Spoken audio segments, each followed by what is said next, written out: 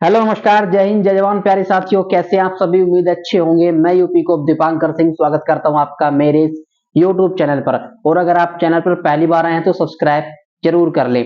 जैसा कि आपकी रनिंग और मेडिकल की तैयारी काफी अच्छे से चल रही होगी, उम्मीद है, और इसे और अच्छी से चलाते रहिए। इस वीडियो में बात करने वाले कि उत्तर प्रदेश पुलिस जो अभी 60,244 का मेडिकल भी होना है, तो उत्तर प्रदेश पुलिस में कांस्टेबल का मेडिकल किस तरह से होता है, किस लेवल का होता है, इंटरनली और आउटर क्या क्या चेक होता है, स्टार्टिंग से लेके एंडिंग तक मेडिकल की हम संपूर्ण जानकारी इस वीडियो में देखने वाले हैं बहुत ही कम समय में। तो आइए शुरू करते हैं। सबसे पहले मैं आपसे रिक्वेस्ट करना चाहूंगा, इस चैनल को सब्सक्राइब जरूर कर लें। मैं टारगेट सकता हूं इस वीडियो से कम 100 सब्सक्राइबर का, तो वो आपको पूरा करवाना है। शुरू करते हैं सबसे पहले आपके डीवीपीएसटी से। डीवीपीएसटी में जिस तरह से आपकी हाइट, चेस्ट और वेट हुआ था, लड़कियों के लिए हाइट और वेट नापा गया था और लड़कों के लिए हाइट और चेस्ट नापा गया था। तो स्टार्टिंग मेडिकल में यहीं से होगी। सबसे पहले जब आप मेडिकल में जाएंगे, लड़का हो या लड़की हो, तो सबसे पहले आपकी हाइट नापी जाएगी जो डीवीपीएसटी में नापी गई थी। उसके बाद आपका, अगर आप बॉयज हैं तो चेस्ट की माप होगी जैसे डीवीपीएसटी में हुई थी सेम, और अगर आप गर्ल्स हैं तो आपका वेट मापा जाएगा जैसे डीवीपीएसटी में मापा गया था सेम। ये प्रोसेस तो सेम होने वाली है डीवीपीएसटी की तरह ही। हाइट, चेस्ट, वेट ये जरूर होंगे। ऐसा मत सोचना कि डीवीपीएसटी में होंगे तो अब नहीं होंगे, तो ये जरूर होंगे। इसके बाद में आती है, इसके बाद में आपका मापा जाएगा, आपका देखा जाएगा फ्लैट फीट। फ्लैट फीट क्या है कि आपके जो दोनों पैर हैं, उन पैरों के बीच में, पंजे और एड़ी के बीच में नीचे थोड़ा सा गैप होना चाहिए। एक पैर ऐसे होता है, एक ऐसे होता है, ठीक है। यहां बीच में थोड़ा गैप होता है और एक पैर ऐसा होता है जिसमें पूरा सपोर्ट होता है। तो करेंगे क्या कि एक रंगीन चादर वहां पर उन्होंने रखी होगी, उसके ऊपर आपके पैर रखवाएंगे, फिर एक सूखी जगह पर पैर छापने के लिए बोलेंगे। अगर आपके पैर के बीच में गड्ढा बनता है तो आप पास हैं, गड्ढा नहीं बनता है तो आप फेल हैं। ये टेस्ट फ्लैट फीट कहलाता है, ठीक है। आप घर पर इसे कैसे टेस्ट कर सकते हैं? तो अपने पैरों को पानी में भिगाइए और किसी सूखी फर्श पर या सूखी जगह पर रख करके देख लीजिए। बीच में अगर गड्ढा बना है तो आप फिट हैं, अगर नहीं बना है तो आप अनफिट हैं। फिर आपको क्या सावधानी चाहिए कि जहां बीच में गड्ढा चाहिए वहां पर आप एक रूमाल बांध करके रनिंग कर सकते हैं, रूमाल बांध करके सो सकते हैं, तो उससे थोड़ा सा गड्ढा आपका मेंटेन हो जाएगा। दूसरे पॉइंट पर आती है हमारी नोकनी। नोकनी क्या है? आपके जो दोनों घुटने हैं, तो घुटनों के बीच में गैप होना चाहिए। जब आपसे कहे जाए कि एड़ियां आपस में मिलाओ, पैरों की एड़ियां आपस में मिलाओ और पंजों को हल्का सा खोलो, तो उस टाइम पंजों को खोलते वक्त आपके जो घुटने हैं वो आपस में टच नहीं होने चाहिए, ठीक है। आपके घुटने ऐसे आपस में टच नहीं होने चाहिए, उनमें ऐसे गैप रहना चाहिए, जैसा कि आप मेरे साथ इस इमेज में देख रहे होंगे। तो अगर बीच में गैप है तो आप फिट हैं, और अगर गैप नहीं है तो ये नोकनी है, आप इसमें फेल हो सकते हैं। इसके लिए उपाय ये है कि आप दोनों घुटनों के बीच में एक तकिया रख करके सोया करें, जिससे 15 से 20 दिन में ये गैप मेंटेन हो जाएगा। इसके बाद आती है बात प्राइवेट पार्ट। प्राइवेट पार्ट सिर्फ लड़कों के लिए चेक होता है, और ये मैंडेटरी किसी किसी सेंटर पर चेक होता है। अगर हम बात करें तो 2019 में जो भर्ती हुई थी, तो उसमें किसी सेंटर्स पर, मतलब किसी परीक्षा केंद्र पर मेडिकल टेस्ट में ये चेक हो गया था और किसी में नहीं हुआ था। तो इसमें वैसे तो नॉर्मली कोई डरने वाली बात है नहीं, और ना ही इसमें कुछ ऐसा चेक होता है, तो ये इतनी बड़ी कोई बात नहीं है। उसके बाद आते हैं आपके हैंड, आपके हाथ। दोनों हाथ आपके चेक होंगे। दोनों हाथों को ऐसे सीधा रख के देखा जाएगा और ऐसे रख के देखा जाएगा, ठीक है। फिर जो डॉक्टर्स होंगे वो आपके हाथ को ऐसे देखेंगे कि वो ठीक ठाक है, उनमें कोई बैंड तो नहीं है, या आपके हाथ कभी फ्रैक्चर तो नहीं हुए हैं, टूटे तो नहीं है, ठीक ठाक काम कर रहे हैं या नहीं कर रहे हैं। ये चेक होगा आपके हाथों के साथ।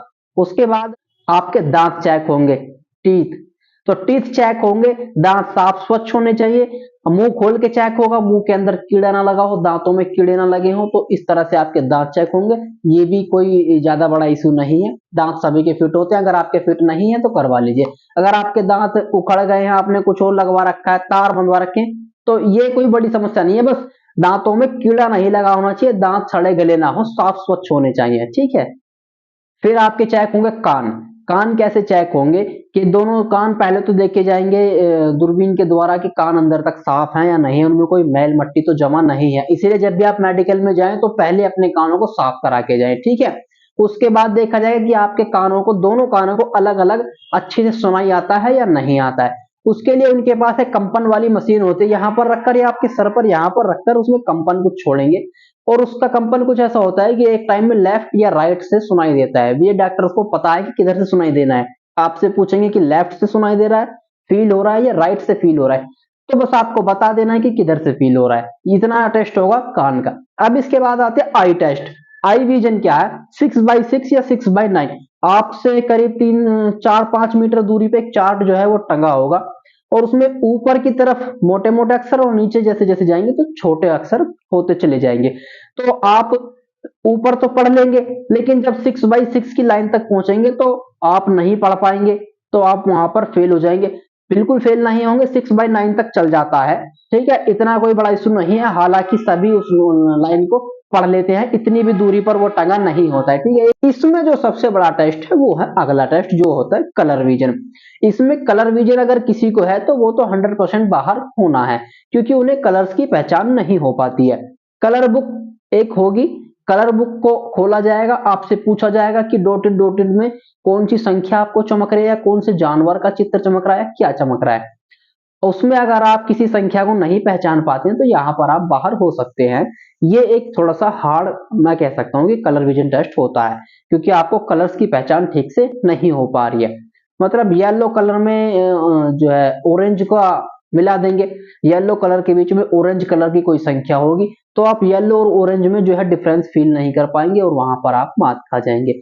तो ये हो सकता है। अगर आपको कलर विजन है तो उसके लिए मेरे पास तो कोई सॉल्यूशन है नहीं, एक अच्छे एक्सपर्ट डॉक्टर से मिल सकते हैं। और अगर आपको कलर विजन नहीं है तो ये आपके लिए बहुत ही अच्छी बात। उसके बाद आपका देखा जाएगा कि कोई टैटू तो आपके हाथ पर कोई बड़ा टैटू तो नहीं बना है। कोई बड़ा टैटू अगर होगा तो वो एक इशू हो सकता है। और आपकी जो उंगलियां हैं वो कट तो नहीं है, कट मतलब अलग तो नहीं कटी है। किसी की उंगली ऐसे कट जाती है लेकिन वो ऐसे हो जाती है, वो उसमें टाके लगवा के जुड़वा लेता है, तो ये बड़ी समस्या नहीं है। अलग नहीं होनी चाहिए, 10 की 10 उंगलियां के नाखून जो हैं वो होने चाहिए, इतना होता है। अगर ये नहीं है तो एक समस्या हो सकती है। बाकी यही आपका लास्ट स्टेप था मेडिकल का। इतना इजी और इतना हार्ड जैसा भी आप इसको माने, मेडिकल होता है, ये नॉर्मली मेडिकल है। इंटरनली कुछ भी चेक नहीं होता है। कोई कह रहा है कि ब्लड प्रेशर चेक होगा, कोई कहता है हार्ट बीट चेक होगी, कोई कहता है कि यूरिन टेस्ट होगा, ब्लड टेस्ट होगा, एक्सरा होगा, अल्ट्रासाउंड होगा। तो ये साउंड वाउंड कुछ नहीं होते हैं, ऐसा टेस्ट कुछ नहीं होगा। बिल्कुल भी डिमोटिवेट ना हो। जितना मैंने बताया 10-11 स्टेप आउटरली सिर्फ यही चेक होंगे, और यही आपका मेडिकल की पूरी प्रोसेस है। आपके मेडिकल के लिए हमारी तरफ से बहुत बहुत शुभकामनाएं। इसी तरह की वीडियो देखने के लिए इस चैनल को सब्सक्राइब जरूर कर लें। जय हिंद, जय जवान।